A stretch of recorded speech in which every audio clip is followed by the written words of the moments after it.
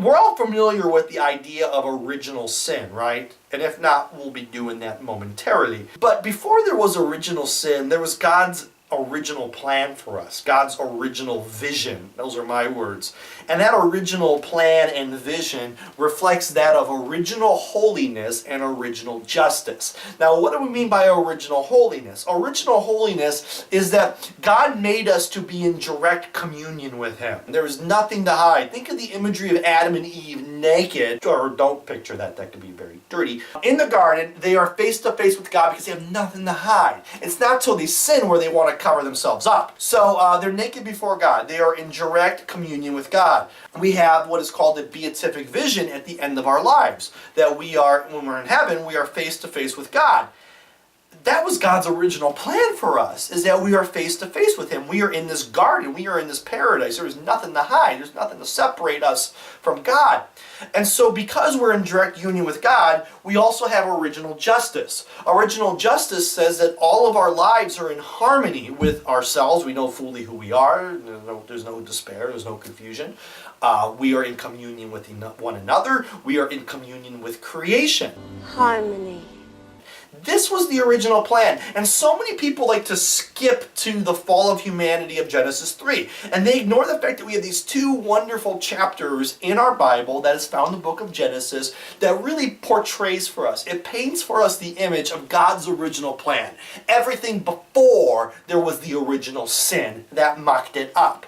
God wanted us to be face to face with Him. God wanted us to be in communion with Him, and then therefore in communion with one another and the rest of creation. So once we get expelled from the garden, it's kind of interesting that the whole journey of the Israelites in the Hebrew Scriptures is a journey to a land.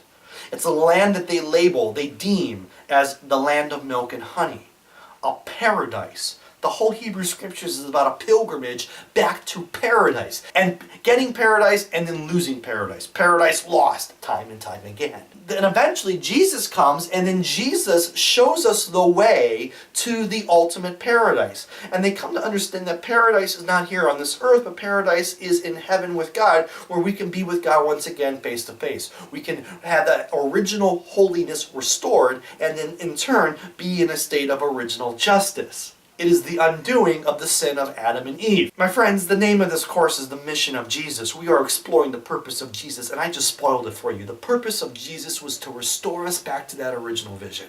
Oh, great. Now I know everything. I don't even need to see it anymore. The purpose of Jesus was to get us back into that garden so that we can be in direct union with God. And I want to say one more thing about this. God looked at all creation and said all of creation is good. So my dearest friends, you are all made good.